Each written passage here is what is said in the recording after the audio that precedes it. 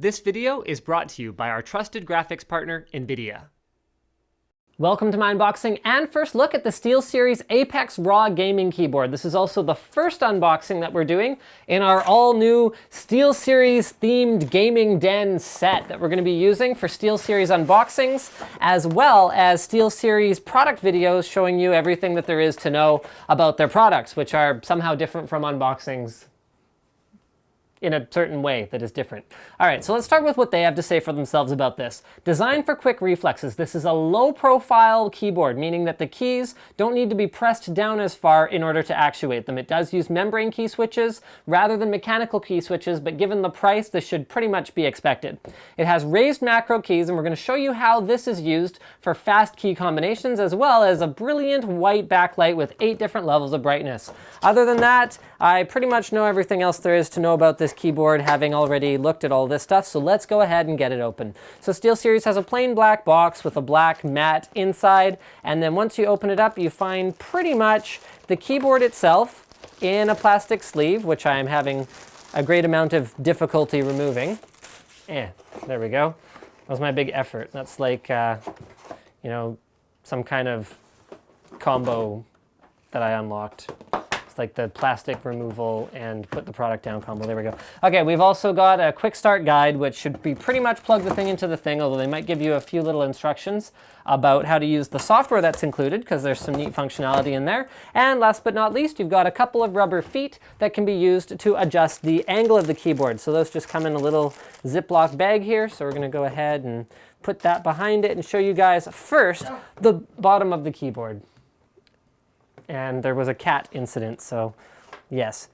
All right, so on the bottom, you've got these two rubber feet that do not move, and then you've got these two here, which can be removed just by popping them off, and then you can plug a new one into it to give the keyboard more of an angle compared to if you don't plug it in. So there you go. You can see that raises it about 1 centimeter or so, maybe a little bit more than 1 centimeter. And that's pretty much it for the bottom of the keyboard. Other than that, it's, well, a keyboard.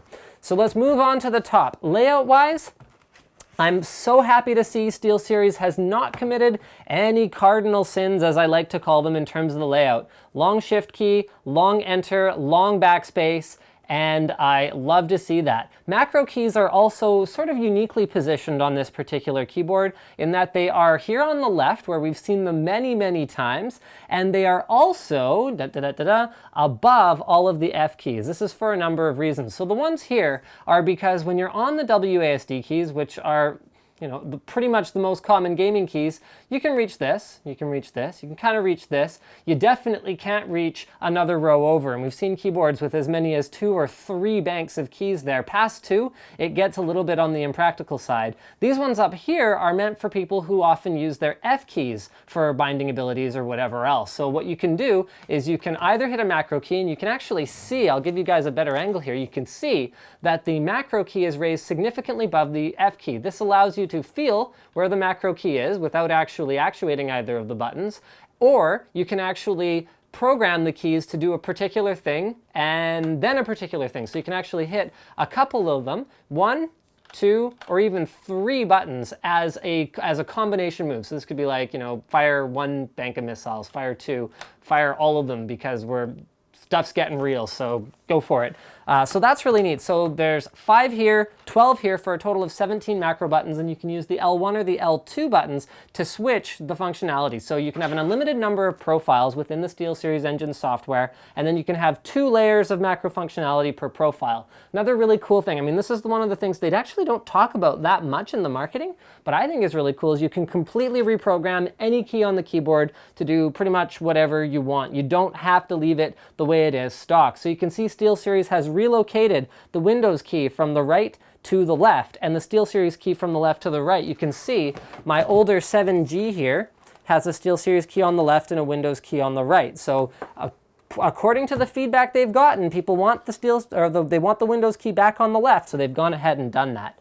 Now this is an ergonomic thing that Slick, Diesel, and I all agreed on when we saw this keyboard in the Steelseries suite, and that is this longer space bar. So I'm going to try and give you guys a good look at this. I have 2 different feet on it right now, so don't worry, it doesn't normally do that, but there you go. So what this does is when you're typing, a short spacebar is fine. It doesn't make any difference because you rest just the side of your thumb on the key. However, when you're gaming, you're much more likely to end up in a situation where you have your thumb resting down like this, because you're not sitting on the home row, you're actually a little bit further up than that. So what this does is it's just meant to be a more natural way to press the space bar without actually interfering with normal typing. So I think that's a pretty cool little thing as well. And moving right along, oh yeah, I should probably show you guys just the overall design of the keyboard. I mean, I talked about how it's low profile, but it has sort of a cool low profile shape to it as well. So I'll do my traditional iPhone size comparison, although with the HTC One coming soon, I might be doing away with that pretty soon. So at its thinnest point, it's actually a little thinner than an iPhone 4. And then at the thickest point up on the top, it is significantly thicker than an iPhone 4. So it has kind of a curvy, sort of angular shape to it overall. You can actually see, I'll show you guys right here up close if you want to see how much the buttons actually need to be depressed. That is not to say sad, but pressed down in order to actuate them. One thing I missed about the layout is they've added little bumps on the W key, so this allows you to more easily find your way back to them. I personally don't find something like that helpful because my landmarks are usually more to do with the positioning of my spacebar and my shift, and then I can find my way back to WASD. But if you have trouble finding it in the dark, then that's something that you can definitely benefit from. Now I'm going to go ahead and plug it in, and we'll be back in a moment. So there are only a few things that are really left. We've got it plugged in now. You can see the backlight, but we're going to turn the lights off to show it to you in more detail. So the Steelseries key is used to control backlight brightness as well as your media keys, volume up, volume down, all that good stuff.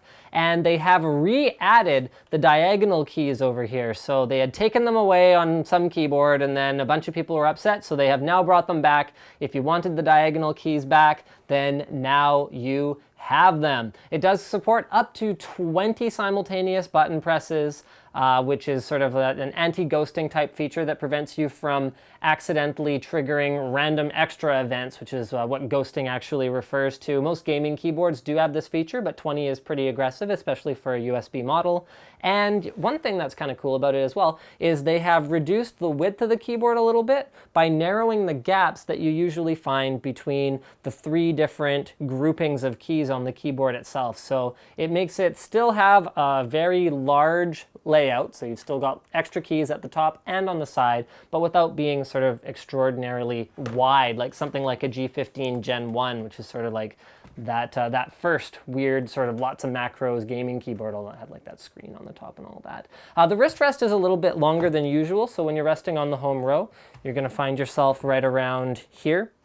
So there you go. I personally find that more comfortable. It's one of the things I like about the 7G and dislike about a lot of the other keyboards that are out there is very, very short wrist rests.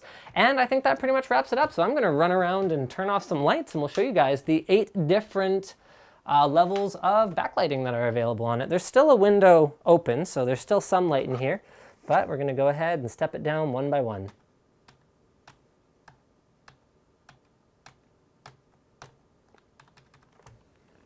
Oh, it's still, nope, it's off now. There we go.